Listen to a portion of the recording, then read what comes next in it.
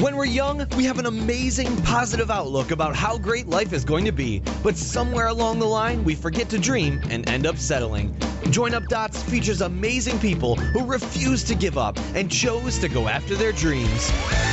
This is your blueprint for greatness. So here's your host, live from the back of his garden in the UK, David Ralph. Ha-ha! Good morning, everybody. Welcome to Join Up Dots. It's the 1st of September. Yes, it's another month of rock and rolling, motivational chit-chat and inspiring talk. And we have got a whole month programmed already. I'll be honest, I've been a bit busy. August was a busy one for me. And so I have got them all in the can, as we say in professional podcasting land. So I know that these are good ones this month. And we're starting off with an absolute belter today because we've got a lady who is quite simply driven to help us all achieve the highest levels of performance that we can, to get hold of the dream life that we see so many people living and can't quite believe that we can have ourselves. When she was 26, she founded a PR and marketing company called Wired PR. She knew PR and she was also good at marketing and content. So it was going to be a breeze to take these skills and weave them into a successful business. However, it wasn't as easy as just playing to her strengths, as the actual running and growing a business threw up challenges day after day, which meant a lot of risk-taking, obstacle avoidance, and I guess pure faith was needed time and time again. And that really is what this show is all about, showing all our listeners that nobody has the answers when they start. Nobody knows that things are going to work out, and nobody ever avoids making mistakes in their life. And for most of us, they are huge mistakes. So how has our guest managed to slip through this minefield and come out the other end, still looking her glamorous self, pushing her own success to higher levels, and with even more desire to help others?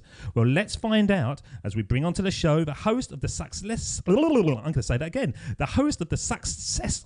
I can't do that. The host of It's hard to say. It is hard. I'm going to slow down on there. The host of the Success Lab podcast. I've gone very English there. The one and only Beth Cochran. How are you, Beth? Good. How are you, David? That's a nightmare to say that, isn't it? Success Lab It podcast. Is. I definitely had to say it over and over again, and I still get tongue-tied every once in a while. So do you... Success Lab. Did you edit? Because I try not to edit. I like my mistakes to go out, so my listeners know that I'm not perfect. Like my wife knows that I'm not perfect.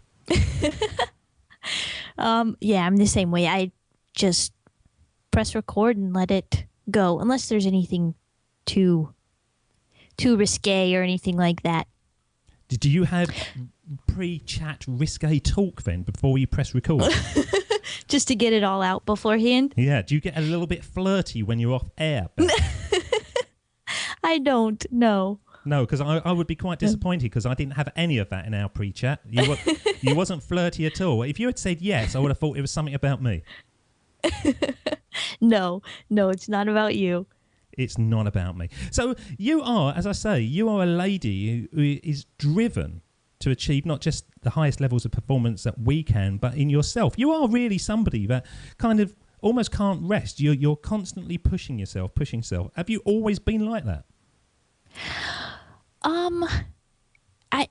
In some regard, there's been phases kind of in my younger years, like throughout high school, where I wasn't as motivated, but I've always been pretty independent. And once I hit senior year of high school on, I became really motivated, and sometimes to a fault too. I think you can become really hard on yourself. Just be gentle on yourself. That's one of the messages that comes through this show, that you are going to make mistakes, and the vision in your head of what life is going to be is never that way. So if you're constantly beating yourself up. Somebody said to me the other day, and I love this phrase, he said he tells his kids, if you're going to beat yourself up, put down the bat and pick up a feather. And I thought that's about right. Oh, yeah. I like that. Yeah, I liked it too, and I'm using that now. And I like the feather because it tickles slightly as well. Mm-hmm. I can chase the wife round and she'll giggle every now and again, Beth. With your feather. With my big feather, yes. That's what I do. It's like a mighty feathery sword that I chase around the house. So why is it, I sort of flippantly say that, but you do have to be gentle with yourself, don't you? And why is it that so many people out there are so harsh on themselves that they won't even start because they beat themselves up that it's not going to work, this is going to happen, that's going to hold them back, even before they take their first step forward. Mm-hmm. I think a lot of people are paralyzed by fear. I even get that way sometimes. And I think you can kind of get into a downward spiral of comparing yourselves to others. And then that just increases the fear more and more. And then tasks become much larger in your head than what they actually are. And I think a lot of people too look at the huge end picture or end result, which is good to have in mind, but you also have to break it up into smaller, digestible pieces and conquer each one of those one at a time. But I think the fears are just paralyzing sometimes. But quite often they're unfounded, aren't they? They're fears that we are creating. They're not even the kind of there. I know they're real because I've had the same fears. And when you're saying what you're saying, I agree with you totally. And even now I'm doing this. I might sound like uber confident podcast man, but behind the scenes, I'm a shivering wreck. And I'm sort of reaching out to people and I'm pushing out my comfort zone all the time. And in many ways, it's terrifying. But I've never found a fear that has actually been realised. But in my head, they seem a lot worse. That's very true. It is. Yeah, I think it's you do kind of have to just, if there's a way to get over them and just throw it out there and see if it works. And I think too, perfectionism, that's one other thing that I constantly battle with, but feeling like you have to do something perfect or get it perfect before you release it. And I've really been finding that if you can just get it out there and perfect it as you're working on it, because I think that holds a lot of people back too. They benchmark themselves to success, don't they? They see, nobody sees, oh, you got a dog. I do. Yeah. What type of dog is that? He's a pit bull mix. He kind of looks like, I don't know if you're familiar with the Little Rascals. Yes, I do know. Yeah, yes. He has a spot over one eye. Is he one of those kind of scary dogs that look like he could rip you apart, but actually just wants you to tickle his tummy all the time? He actually doesn't look scary, and he does want you to tickle his tummy all the time. But he's pretty small for a pit bull. Most people don't even know that he is one. He's actually the chief of human relations for Wired PR, my company. So you take him to work, do you? I do. Because you're the owner, you can do what you want. Yes. Yes. You could have childcare in the office. You could do anything you want. Yeah, that's the way. Create your own company and then you can run riot. That's the perfect way of doing it. So when you created Wired PR, I'm going to jump back a bit. And in this conversation, I'm going to jump back and forth because there's elements that's going to fascinate me and it's going to take me off into tangents. But when you created Wired PR, were you an employee and had enough of the job, or were you, where did that come about? Actually, that's exactly it. Well, I did work at an agency prior, and it was kind of, I was in that spot where I had kind of had enough and really felt like I wanted to do things my own way and saw a better way of working with clients. But I gained a ton of experience at that agency and wouldn't trade it in for anything.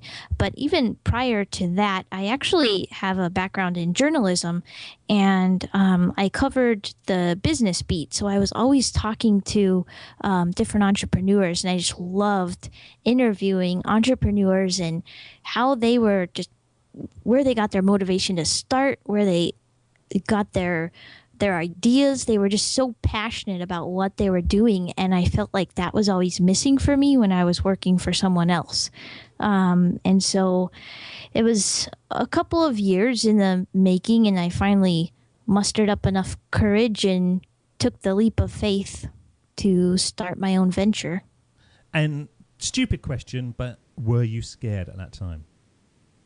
Oh, yeah. Yes. I think you kind of, I don't know if you ever get these, but sometimes I'll get these visions where you kind of know deep down inside that something's going to work out, and you can see it happening, but you just have to trust in that. And so I had that, and so I felt a little bit of security in that, but it was definitely scary. Right around the time was when we started hitting our major recession, and so that on top of it was kind of weighing on my mind. But that actually kind of turned out to work in my favor, as it turns out. But in what way, Beth? Well, since I was going out solo, I was able to offer PR and marketing at a reduced rate because I didn't have any overhead at that time. And so a lot of the companies that were in need of PR and marketing, they were having cuts in their marketing budgets and could no longer afford to pay these big agencies. So they were seeking more of the independents and people that had lower rates. So it was a real win-win for you. You were a new lady. They were taking a chance on you, but you had the background, you had the experience, you'd been through the tough time at that company, learned a ton, so you were just primed to take that opportunity. Mm-hmm. Yes, it ended up working out, so sometimes it pays off to take that leap of faith. Because I now think, I was a corporate man for many, many, many years, and I took my leap of faith purely because I ended up with a manager that I could not bear. And every day that this woman was in the office was just a horrible time. And I've told this story numerous times, but it was my start of the end. I realised that I couldn't work with that person. And I look back on it now and I think, fantastic. I'm so glad I met that person because she was a complete devil. That's saying it nicely. I didn't see eye to eye, nose to nose, ear to ear with her. Everything that she said, I had an opposing view to it. And I just realised then that I knew too much, and I knew that I could be happier away from that situation. Now, when my manager, who was with the company before her, was there, everything was very comfortable. I'd been doing the same job for many, many years. I knew it inside out, and he basically left me to do it, and I just delivered. And it was looking back on it, it was too easy. So the best thing for me was that I came to that crossroads, and I came to that moment when it was a leap of faith. It was the scariest thing I've ever done. Financially, it was a hell of a risk. And it's still a risk now because, this could blow up on me. Who knows? Right. But I look back on it and I think I would do it again, and I would do it again, and I would do it again. Just in the months that I have taken that leap of faith, I realised that if it hadn't worked, I would have had opportunities to do something else. And if you're in a situation that you don't like, if you're in a relationship that you don't like, that's not the only girl, that's not the only boy out there. There's other ones, and you can sort of shed them and move on. And even if you're on your own for a while, you can make it work. And if you take that leap of faith because you want to do something exciting with your life or fulfilling, while it's panning out, you can do anything really. You can work in McDonald's, you can polish cars, you can hustle and make money. And so it's not the be all and end all, is it? When you take that leap of faith, it shouldn't be that scary. It is, but you've got more. It's not do or die, is it? Right. You said that so perfectly. That is exactly on point. I think that a lot of us get stuck in, it's hard to see that there are other options out there, and whether you're in a relationship that's not quite working out or in a job you're not happy in, it's hard to see that there are other options out there. You just sometimes have to get a little creative. But every time that I've been questioning something and was scared to make a change but ended up doing it, I've never regretted making the change, and it's always been like I've found something better on the other side. And that's funny though that you mentioned that you can go wash cars or anything like that, because even today I'll still have fearful moments of any of my clients, they could all just disappear at once, and then what would happen? And I kind of find calmness in, well, I could always go work at Starbucks or something like that. Yeah, absolutely. And you would, wouldn't you? You would do that, but I suppose you've then got the confidence of knowing that you can take control of your life. And really, the whole show is about saying to people, the reality of life is it's down to you. It's in your own hands. And if you are in a job, and this is the thing that it always strikes me as amazing, nobody takes a job and doesn't think it's going to be brilliant. You go for that interview, you put your suit on, you get the job, and you go, brilliant, I've got a great job. I can't wait till Monday. I'm starting at this new job. And then a year later, it's the worst job ever. But they forget that they were the ones who actually created that reality for themselves. They was the ones that put themselves in that position. They were the ones that accepted that role. So they can do it again. But more often than not, it took such an effort to do it the first time, they don't, and they kind of settle and they get into comfort zone and they will just moan and groan and just let it flip on. I had a chat to a listener today, and he contacted me through the show, and he said, would you mind having a chat with me? I feel like I'm having a sort of midlife crisis. And if you're listening out there, Leo Prince, you're a legend, because you are taking control of your life, and we're not going to be just a one cool thing. We're gonna be mates, us, because I felt a connection to you.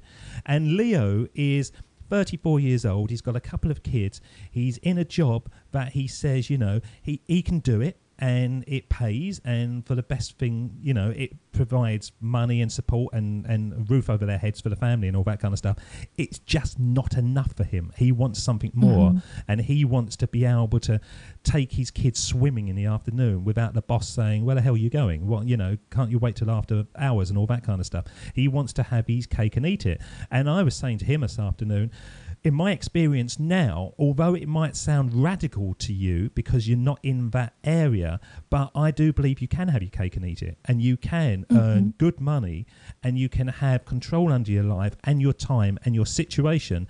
And the best thing of all is, if you're playing to your strengths, you're probably going to be earning more money than you were in that job that you didn't like. Yeah, that's so true. I hear so many success stories of people that were in a job that they weren't happy in. They were passionate about what they were doing. They had skill in a particular area. And when they left, within the couple of months that they left, they were already earning more than what they had at their job. And I think, too, you have to remember that no job is ever secure either. You could, be fired on a dime, and at least when you have your own business going, you are more in control and you can find another way to make it work. Well, how did you make it work? Obviously, you had the background in PR and marketing, but you must have had a huge amount of hustle to get it off the ground. So what was your skills, your inherent skills, the things that only Beth can do? What were the things that actually shone once you were actually doing it on your own? Well, I will say, when I was starting, I was kind of moonlighting. So I always recommend to people too that might be afraid to just quit their job and start something new. Maybe they can transition. If they do have a family that's depending on them, they can still work in their job and then just put in the extra hours after work or in the evening or at night and work on getting your business going so that you feel a little more safe when you're making that transition. Once I started the company, I would say, were you asking more what was I able to offer clients as opposed to others, or how did I grow my business? Well, I'm going to ask you two questions. Number one, what superpower do you have that guaranteed you success when you made that leap of faith? That's my first question. Oh, a superpower. Well, I was very heavily into content marketing and social media. And at the time, a lot of the PR agencies hadn't quite grasped that. They were kind of still stuck in the old school mentality of media relations. But for me, it was really frustrating to see these clients with amazing stories and entrepreneurs with just amazing products or stories, and media wouldn't pick them up for whatever reason, but they had an amazing story to tell. And I felt like the media shouldn't be their gate between eyeballs. And so I really heavily focused on more of the content marketing side and building some of those more alternative routes for getting their story out there. So doing video marketing, social media marketing, writing blogs, and engaging their customers that way, as opposed to solely relying on media to tell their story. So is that something that only you could do, or can people learn that? You know, what I'm sort of leaning towards on that statement is the fact that certainly in my situation, anyone could do this. Really, anyone could do this. They will have to practice, and certain skills you can teach yourself. But when I leapt, I didn't know anything really about what I'm going into. Now, with yourself, other PR people who are sitting in the same kind of situation, are they going to have the skills that you had? Are they not going to have the skills? Is it something that most people in that environment can figure it out themselves by doing it like you've done? Well, I think at the time it was more of a rarity. A lot of PR people weren't into social media as much as I was. Now, though, definitely they've made that a huge initiative within their company. So, I mean, even my clients can do it themselves if they had the time on their hands to do it. But I think that in terms of starting your own company, that definitely takes more drive, and I've heard other podcasters talk about this, and I think it's so interesting that you can outline step by step a procedure for doing something or launching a business or implementing some new approach, but most people won't take the time to actually do it. And so I think that that's kind of what separates a lot of, well, people like you, entrepreneurs, from other people who are sort of content in working for someone else. Because I heard a phrase the other day, Beth, when I think it was on another show, but they said the true definition of an entrepreneur is somebody that will work 100 hours a week for themselves because they won't work 40 hours a week for somebody else. And that's kind of true, isn't it? Yeah, I think so. It does take a lot. You have to wear a lot of different hats, and so I think that can turn off a lot of people. You never really. Some people are very good. Some entrepreneurs are very good about having their set hours that they work and shutting it off certain times of day.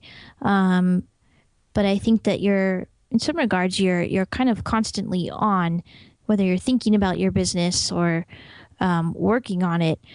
And when you work at a grocery store, Starbucks, you kind of have that benefit of shutting it off, leaving it there, going home and doing your own thing. But I think entrepreneurs actually love constantly working on their business. It's a strange thing, though, isn't it? Because it does become a drug to you. I remember doing a job, and it was a stressful job, and it was always on my mind all the time. And I'd go off on holiday, and if I was away for a 2-week holiday, probably 4 days in the middle, I would relax and switch off. But for the first week, I'd be going, oh, and I should have said this, and I should have said that. And when they say this to me next time, and it was all that kind of business. And then as I was coming back to it, I started to sort of work myself up into a sort of lava again before I went back. And I was in a supermarket in Tenerife, I think it was, in Spain. And I saw this woman, and she was going, beep, beep, and just sort of moving my products across the little bar thing at the bottom of the trolley. Beep. And I looked at it and I thought, what a wonderful job. She's not even looking at me. She's not thinking. She's not doing anything. And at the end of the day, she'd get up off that chair and she'd just go. And I remember looking at it and I felt quite envious that she was just beeping all day, every day, and her mind was just somewhere else. Now I'm doing this, I totally take your point. And I want to think about it all the time. And if I'm not doing it, I'm thinking about it. And if I'm not thinking about it, I'm doing it. And it's just kind of going round and round and round. And my work-life balance is totally out the window. I'm working 3 times as hard as I was before, but I kind of love it. And I get up earlier than I used to, and I skip up to my office. Not skip, that's a bit... I walk with a manly stride up my garden. Oh. Yes, I'm very manly. And as I sit down, I think, right, here we go, boom. And then, because it's a global business I'm sort of creating here, you feel like you touch your computer and the world becomes alive. It's a really strange feeling, and I can't get enough of it. And I almost have to force myself to switch off and watch a film with the family or whatever. But if I'm watching a film, I'm not thinking about the film anyway. It's just kind of images going in front of my mind, because all I want to do is see how I can push this further on and take it to the next level, which I've never, ever had before.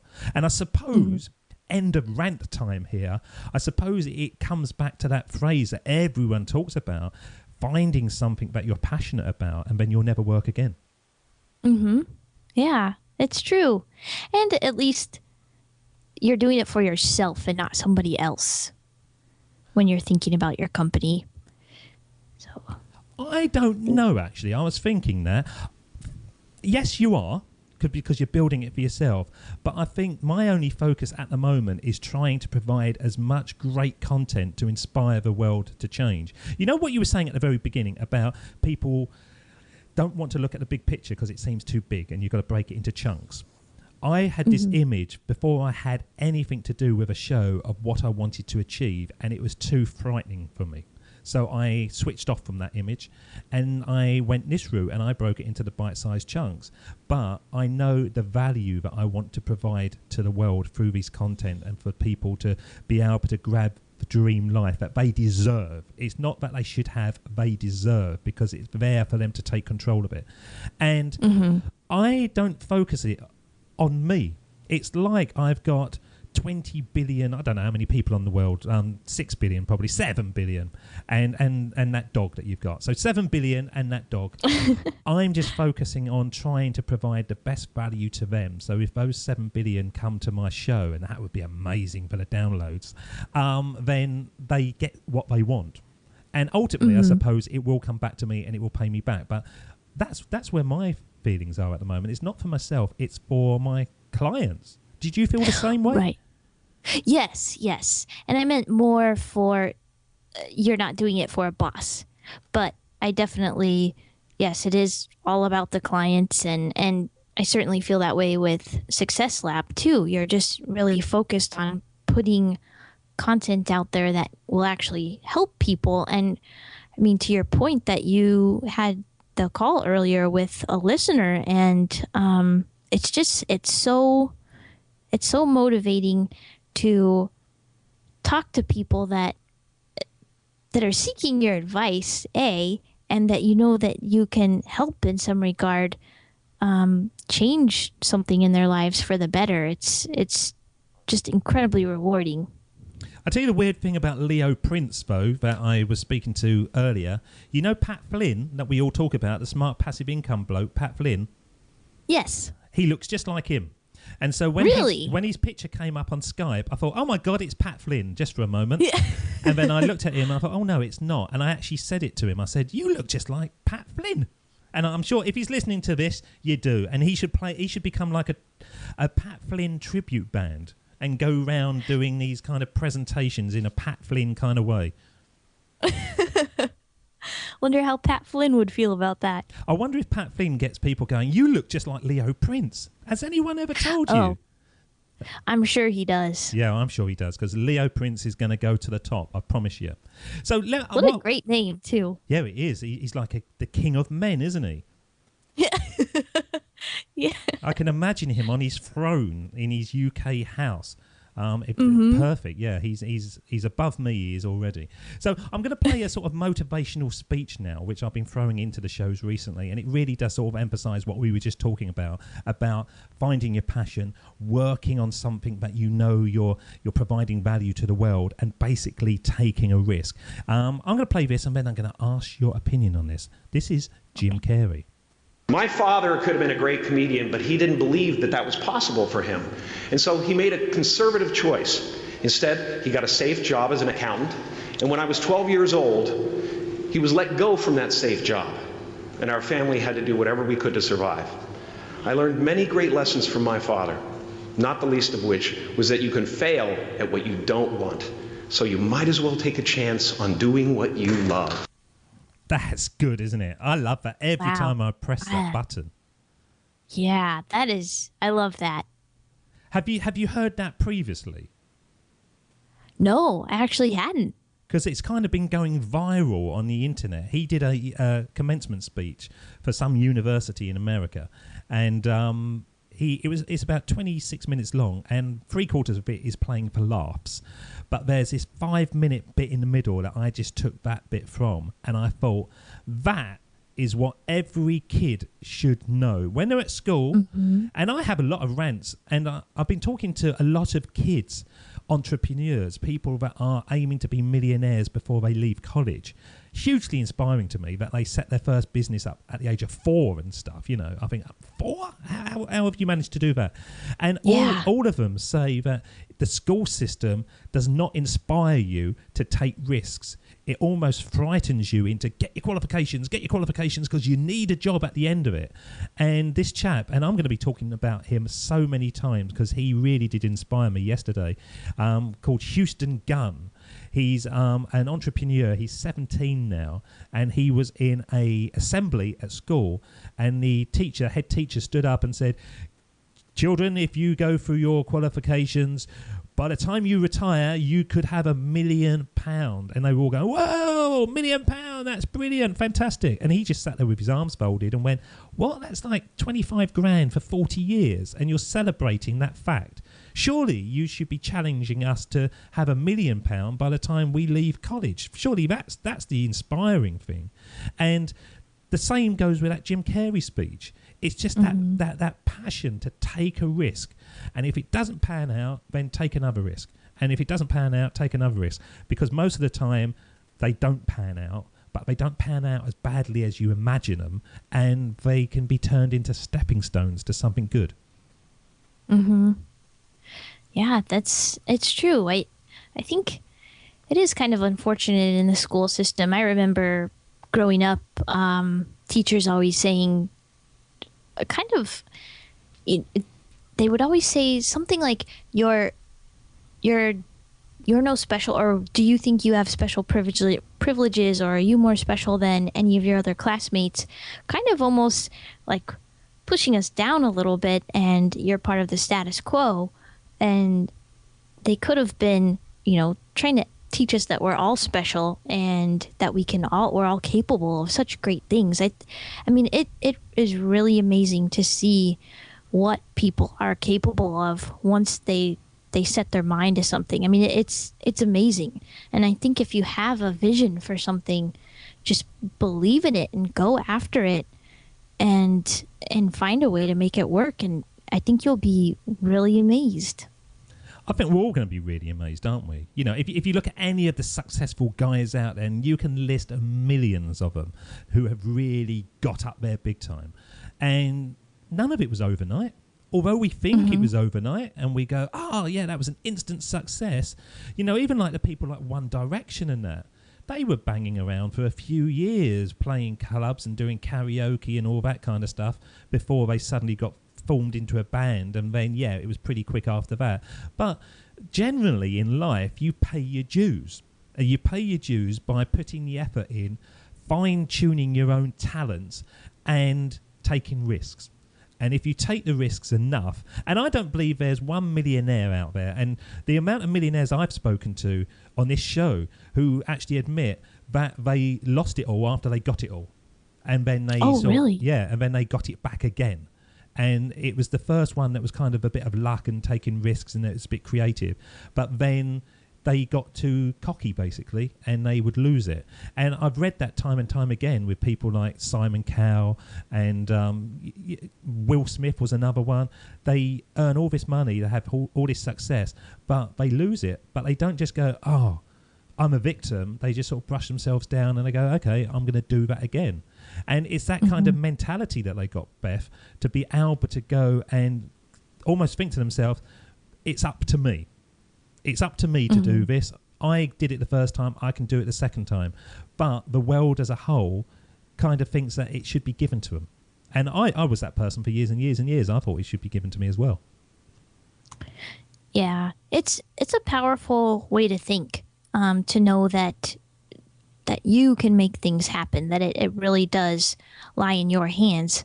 And I think once you do start venturing out on your own, you start to realize that, and it's just a very empowering feeling. Well, when you go to your... Well, no, actually, I'm going to jump forward a bit to Success Lab podcast. Look, I can say it now. I've been practicing. Yeah, good job. I've gone through that practice phase and I've taken the risk, and I can now say it. I'm not going to say it again, but Success Lab podcast. Yeah, see. And where did that come about? Because you created Wired PR, you're good at it, it's bringing you in income, but you feel a need to stretch yourself into another area. And I imagine, if you're like me, that wasn't an area that you felt naturally comfortable in, getting on a mic and starting probing and having conversations and sort of pushing it in a direction. So where did that come from? It actually started as a mastermind group that I created here in Phoenix. I was at that time, Wired PR was about five years old. And I just was going through some things, just different challenges with the business, with growing it, managing it, just managing my time, everything that comes along with business ownership. And I started working with a business coach, and it was great. He was incredibly helpful, kind of helped me realign my passions for Wired PR. But I felt like I wanted something more of a collaborative approach. And I work out of a co-working space in downtown Phoenix called Cahoots, and kind of like you're in cahoots with people. And so it's an amazing space. There's entrepreneurs in every sector of business in there. And so I tossed it out to them to see if they wanted to, if I started a mastermind, if they would be interested in it. And within the first, we started hosting them every other week. And within the first 2 months, it had doubled in size. So I could see that there was a big need. And then we created an online meetup, and that one has grown. And I was doing podcasting about 6 years ago, just talking about all things related to PR and marketing. And I kind of fell off doing it and have always wanted to get back. And so Success Lab was kind of that way to get back into it, just talking to different entrepreneurs and even people in the media to see how entrepreneurs can pitch them story ideas. And also, to me, the media, if you work in the media, you have to be super productive and efficient with your time. And so I talked to them a little bit about that too. So the podcast kind of grew out of the mastermind, but more as a resource or tool for the entrepreneurs that are in the mastermind and people all over, really. To be in podcasting 6 years ago, wow, you was ahead of the curve. You know, you was in like Ricky Gervais territory where hardly anyone was actually doing that. Do you look back and think, God, if I had kept going there, I would own iTunes? Because you would have been really one of the front runners, I would have thought. Yes, I kick myself a lot for not having stuck with it. And what is the thing that you really kick yourself? That it could be huge, or that you could be better, or it could be an integral part of the thing that you're building now? I guess all of the above. Yeah, I feel like I could have had a larger following out there and been more. I felt like I took such a long break from it that it was such a huge learning curve launching the podcast again. I felt like I was a newbie all over again. But then again, I don't know that if I had continued on, I don't know if I would have created the Success Lab. So I can't say I entirely regret the way things worked out. Well, you can never regret, can you? You can't regret anything because, you know, once it's done, it's done. But you can certainly learn from it. So what things did you learn? Launching the second podcast, have you done it differently, or has your launch structure been the same? It's been different. I learned a lot more about marketing your podcast in that time. And certainly more tools have been created to make it a lot easier. So it was just a matter of learning what those tools were out there that I could use. And so that, I think the most time spent was doing research on what was, because now there are so many tools and I didn't know what was best out of all of them. And the only thing that is a little bit different with the first podcast, I used to do video with it too, which I always felt a little bit awkward doing. I'm not that comfortable in front of the camera. And so now this one is just solely audio. Because I prefer audio. I deliberately switched the webcam off, and it does keep the audio quality highest because you're not using up bandwidth, which is better anyway. Mm-hmm. But I just like the fact that I'm listening. I'm purely listening, and I'm not being distracted by your lovely face. You know, it's bouncing around the room and the dog running in and all those kind of things. I've done it once. And it was about my second show, and the chap insisted having the webcam on. And I found it really hard to focus on what he was saying. I much prefer it when it's just audio, and I've got nothing else to distract me other than listening to you intently, thinking of the next question, and pressing a few buttons from this end. Mm-hmm. Yeah, I've done a few video chats, and I've found the same thing. You do feel a little bit distracted, and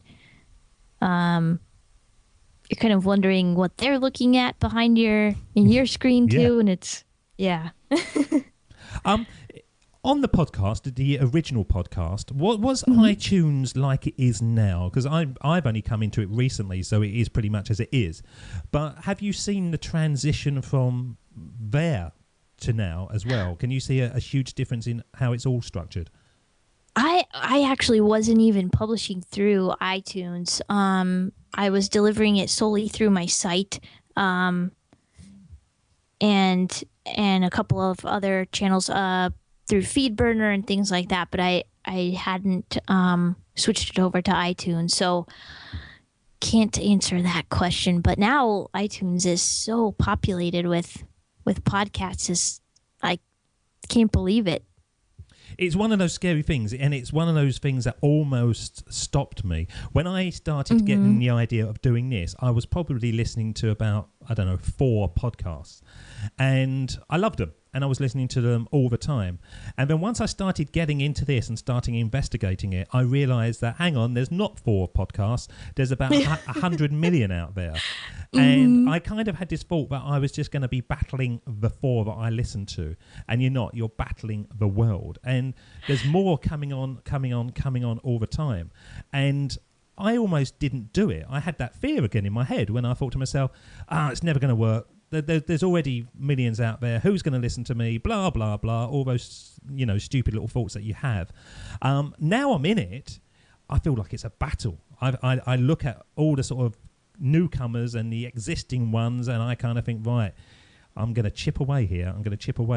Not sort of aggressively in any shape or form, but I have got this firm drive now to absolutely push this to the highest level I possibly can. And I just find it inspiring that there are so many out there and there's so many newcomers coming in, because it means that it's a vibrant, fresh market, and you're only getting that amount of new shows coming on if there's going to be a desire out there to create new content. And I think some of the old guard that have been there for many, many years, I think they must be a bit worried, really, because there's some shows out there now that are absolute belters, and they've come out of the gates. And some of the guys who've been in it sort of 10, 15 years doing the same old thing, it must be quite difficult for them to change direction and fight them off. That's interesting. I hadn't thought about it that way. But yeah, I wonder if...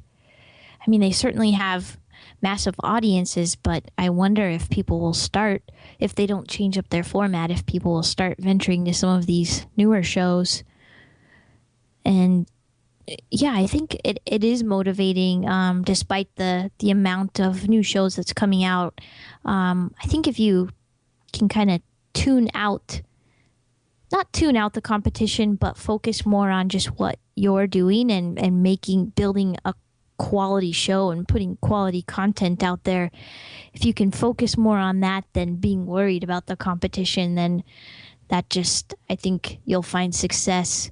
But it's funny that you bring that up. I was in the same way. I was listening to Smart Passive Income, John Lee Dumas. I had my few favorites that I was listening to, even though I knew that podcasting was a growing trend. I hadn't really perused iTunes all that much, and then when I actually started looking into it, I was overwhelmed too, and almost didn't want to start it. And I was also taking have you heard of Creative Live? No, what's that one? It's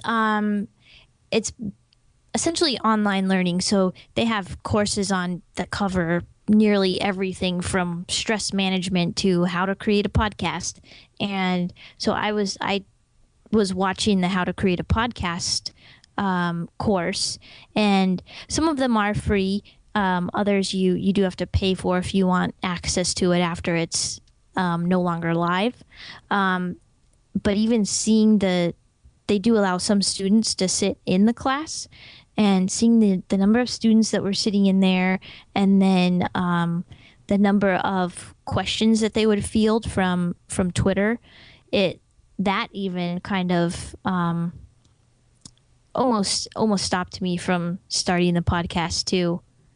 Why? Because it's online. You know, how's that going to impact you? I think it was just realizing how many other people were trying to do the exact same thing. Well, start a podcast, not the exact same type of podcast, but start a podcast. I think that was a little intimidating. But I just tried to push through it, and now I'm so glad I did. And like you said, just kind of focusing on chipping away at it and putting out fresh new content. Are you a competitive person, Beth? In some regards. Yeah. That was a very short answer. Give me more, Beth. You're a podcasting genius. Give me more. I am competitive, but not to the point. I think it's a healthy competitiveness that I have. I can't say I would ever, do anything bad to try to throw anybody else off or anything like that. But I think a little competition is good here and there. But I actually do. Have you heard of CrossFit? Do you guys have that? No. What over there? Is it something to do with fitness? It is. Then I have no idea about it. I'm the most. If I hear the word fit, I will run. Which basically I will get fit doing that, I suppose. Yes. Yeah. So it works out for you either way. But it's pretty competitive. It's a very supportive style workout, but you're often doing it for time, or so that you want to be the quickest in the class to get the workout done, or lift the most. And so it's funny though, because I'm not as competitive in there as I think I am in other areas of my life. So I have a mild competitiveness, I guess I would say. Because I've been shocked how competitive I am now.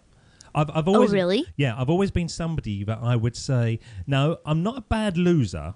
I just don't want to lose while I'm playing. So if I'm playing, I don't know, a game with the kids, my wife would always say to me, oh, just let them win. I would go, no, because when they do beat me, it's going to mean more to them. And so when they were like 4, I would batter them. And I would win at everything. And I was kind of proud that I was training them. Now I've kind of mellowed a bit. I let them win every now and again. But now I've started this thing. God, I'm competitive. And I do exactly the same as you. I would never do any harm to anyone in any shape or form. But I'm chipping away at it, and I'm aiming. And I don't know where it's come from, because I never used to have that. I was purely in comfort zone. And do you think once you start to see what the possibilities is in life, because I now think that most people would feel the same way as me, once they start building something and they can actually see the incremental gains bringing positives to them, it's to use a phrase, it is like a drug that just forces you on more and more and more, and makes you raise your game and then become more competitive, because you suddenly realise there's a chance I could be playing against the big guys here. This is exciting stuff. Mm-hmm. Definitely. I mean, I can even, that's true for me. I know that when I look at some of the stats from the podcast, and each month the number of downloads has been increasing, it's so incredibly motivating. And I think that you do start to get a little more competitive as you watch that. You start to see exactly what you said, what's possible. I press F5 a lot, I do. Oh, yeah. Refresh. Yeah. Who's listening? Is any more listeners? There we go. F5 again. Yeah, I can't stop doing F5. It's just, once again, it's become a drug to me. What I want to do now, Beth, is really I want to bring up the last sort of motivational speech of the show, and this is the speech by Steve Jobs, and this is the one that talks about only being able to find your path when you look back and connect your dots. I'm going to play the speech, and then I've got a big question about this that I'm going to pose to you. So this is Steve Jobs. Of course, it was impossible to connect the dots looking forward when I was in college, but it was very, very clear looking backwards 10 years later. Again, you can't connect the dots looking forward. You can only connect them looking backwards. So you have to trust that the dots will somehow connect in your future. You have to trust in something, your gut, destiny, life, karma, whatever. Because believing that the dots will connect down the road will give you the confidence to follow your heart, even when it leads you off the well-worn path. And that will make all the difference. Listening to the words of Steve Jobs there, do you have a moment in your life, do you have a big dot that you look back at and you go, yeah, that was the moment. That was the moment that it all started moving for me?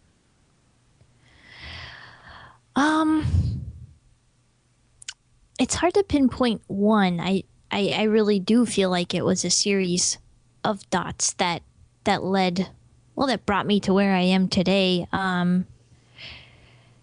It has been every time I've followed my heart, exactly like he said, that I've learned the most or grown the most, or that have really shaped who I am today.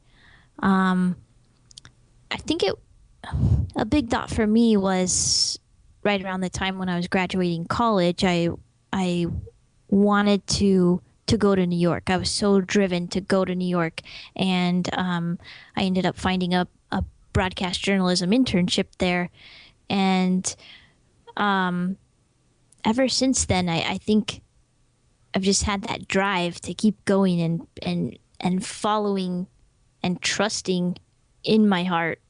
And so I think that was a pretty big game changer for me, because that was the first time that I had ever really, I was born and raised in Phoenix, and that was my first exposure to another city, a big city. And so there was a lot of scary elements in that move for me, but I think ever since then I've realized to trust in your gut and your heart, and that good things are waiting on the other side when you do. I love that, because that really is the message, isn't it? Trust yourself. You know, you have to trust yourself. Nobody else is going to trust you as much as you trust yourself. And if you've got that desire, that passion to do something, and I'm talking to you again, Leo Prince out there, then you're going to do some great stuff, and you're really going to sort of move on. Inspiring stuff. Do it, Leo. Yeah, do it, Leo. Leo. That's what I'm going to do. I'm going to have a banner made and just float it across his house by an airplane. Drag it across, and have people are going, oh, what's happening up there? Oh, don't talk about it. Don't talk about it. It's that nutcase from that show that I've been listening to. What I'm going to do now, I'm going to bring you to the end of the show, and this is the part that we call the sermon on the mic, and this is when I send you back in time, Beth, to have a one-on-one with your younger self. And if you did have a chance to speak to your younger self, what advice would you give them? And what kind of age would you choose? What kind of age of Beth would be best suited for the advice you're going to give her now? So I'm going to play the theme tune, and when it fades out, this is you and you're up. This is the sermon on the mic.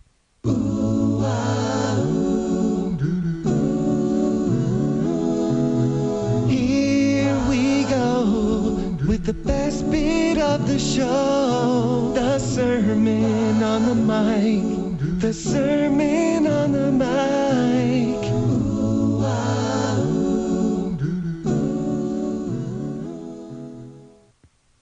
Hi, 10-year-old Beth. This is 30-something-year-old Beth.